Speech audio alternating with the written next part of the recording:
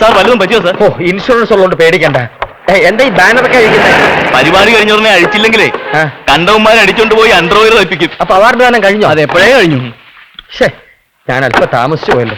ഇനി അവരെവിടെ പോയി തപ്പാനാ? സാറിന് ആരെ കാണാനാ? സൂര്യദാസിനെ. സൂര്യദാസാരൊക്കെ പോയല്ലോ. എങ്ങോട്ടാ പോയെന്നറിയോ? കാണണമെന്ന് നിർബന്ധമാണ്. കണ്ടേ പറ്റും. എന്നാ അപ്സരബാറി കാണും. മാറിയോ? അളിയനും സൂര്യദാസോ? അതാണ് എന്നെ ഒഴിവാക്കിയത്.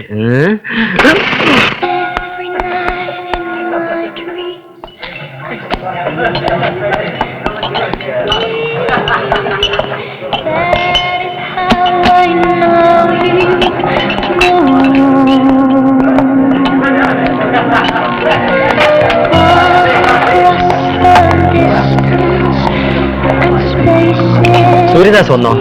സൂര്യദാസ് കഥാകൃത്ത്. എനിക്കറിയത്തില്ല. അരിസ്റ്റോക്രാറ്റ് ഉണ്ടോ? അരിസ്റ്റോക്രാറ്റ് ഉണ്ടല്ലോ സാർ. ആളെ കണ്ടില്ലല്ലോ. ഒരു ലാർജ് സോഡയും.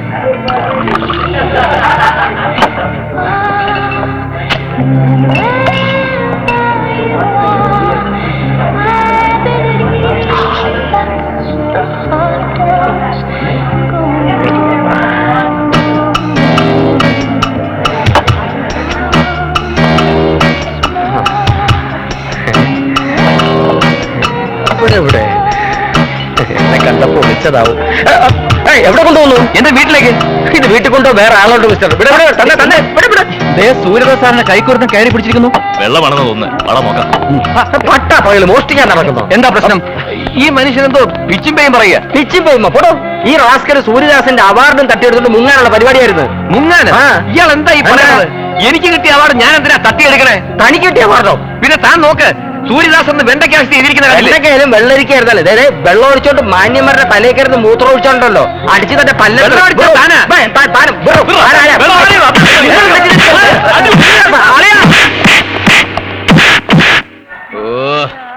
സൂര്യദാസ് എന്ന് പറഞ്ഞവൻ ഈ സമയത്ത് തന്നെ അവാർഡ് കൊടുക്കാൻ തോന്നിയവൻ എന്റെ കൈ കിട്ടിയത് ഞാൻ കുത്തിയാൻ. അത് പോട്ടെ, ഒന്നും പോരല്ലോ സാർ, 2 വേണ്ട. എന്താ ഞാൻ ഇയാളെ കല്യാണം കഴിക്കാൻ പോവാ? ഇതിനാണോ 300 രൂപ എന്ന് പറഞ്ഞത്? അതെ. ഏതായാലും ഒരു പൂച്ചെണ്ട് കൂടി ഇരിക്കട്ടെ, ചെന്നിറങ്ങുമ്പോ ഒരു സ്റ്റൈലായിരിക്കും. എന്നാ ഒരു കാര്യം ചെയ്യും, ഒരു റീത്തും കൂടി ഇരിക്കട്ടെ.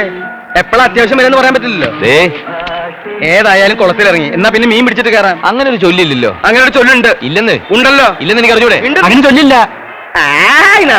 ചൊല്ലുണ്ടോ ഇല്ലയോ എന്നുള്ളത് ഞങ്ങൾ തീരുമാനിച്ചോളാം. ആ കാശെത്ര എന്ന് വെച്ചാൽ കൊടുത്തേ.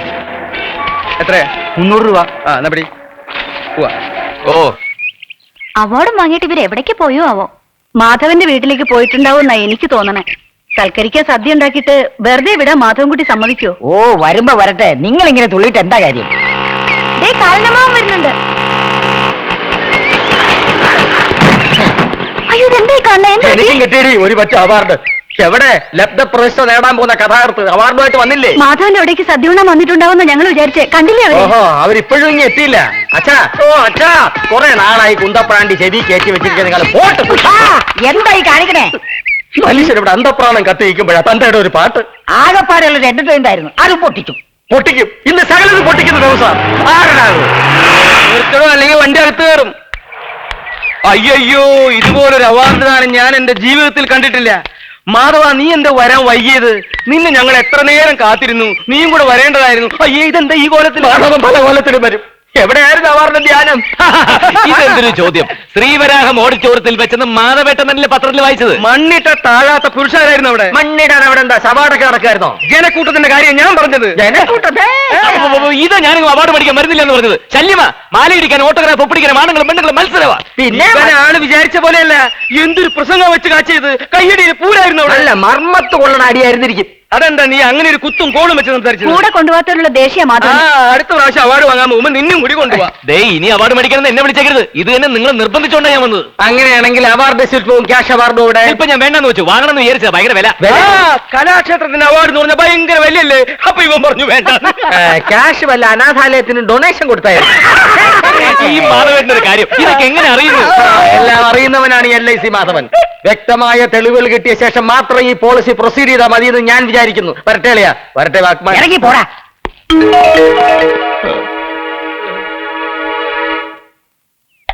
അങ്ങനെ വല്ല ചുറ്റിക്കളി ഉണ്ടെങ്കിൽ ഏട്ടൻ അതിന് കൂട്ടു നിൽക്കുവോ? അതാണ് എനിക്കും മനസ്സിലാകാത്തത്. എല്ലാം ഞാൻ അവിടെ വെച്ച് പൊട്ടിച്ചേനെ. പക്ഷെ ഇതിൽ അളിയന്റെ വേഷം എന്താണെന്ന് അറിഞ്ഞിട്ട് മതിയെന്ന് കരുതി. വെറുതെ കഷ്ടപ്പെട്ട് സദ്യ ഒരിക്കലും മിച്ചം. അത് നീ വിചാരിച്ചാൽ തിന്ന് തീർക്കാവുന്നതേ ഉള്ളൂ. എന്തായാലും അവൻ ഒറിജിനലാണോ പാരഡി ആണോ എന്ന് അറിഞ്ഞിട്ട് മതി ഇനി കല്യാണ ആലോചനയൊക്കെ.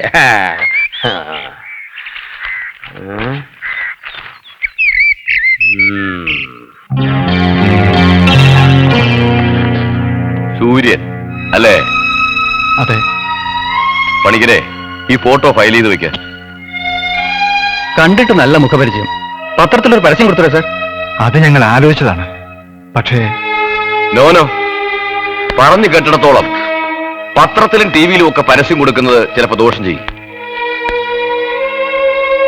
സാറ് ധൈര്യമായിട്ടിരിക്കണം. ഭൂമി ഇയാളിപ്പോ ജീവനോടെ ഇരിപ്പുണ്ടെങ്കിൽ ഞങ്ങൾ കണ്ടുപിടിച്ചിരിക്കും. Thank you mister Sethu. ആ,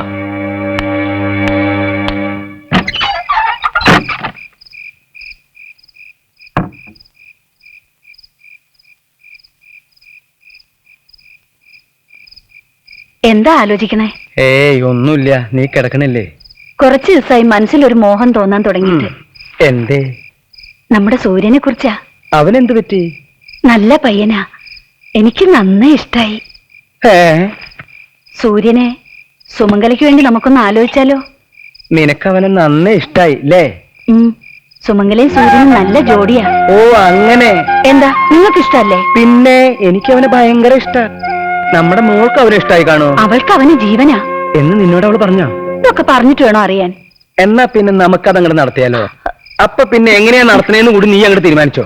നാട്ടുകാരെ മുഴുവൻ അടക്കി വിളിക്കണോ അതോ സ്വകാര്യമായിട്ട് നടത്തിയാ മതിയോ? ഇതെന്താ ഇങ്ങനെയൊക്കെ ചോദിക്കണേ? എന്റെ തനിസ്വരൂ പഠിപ്പിക്കണ്ട. അവളെ ആര് കല്യാണം കഴിക്കണോ എപ്പ കഴിക്കണോ അതൊക്കെ തീരുമാനിക്കുന്നത് ഞാനാ. കിടന്നോണ്ടി എടി, കിടന്നോങ്ങാൻ.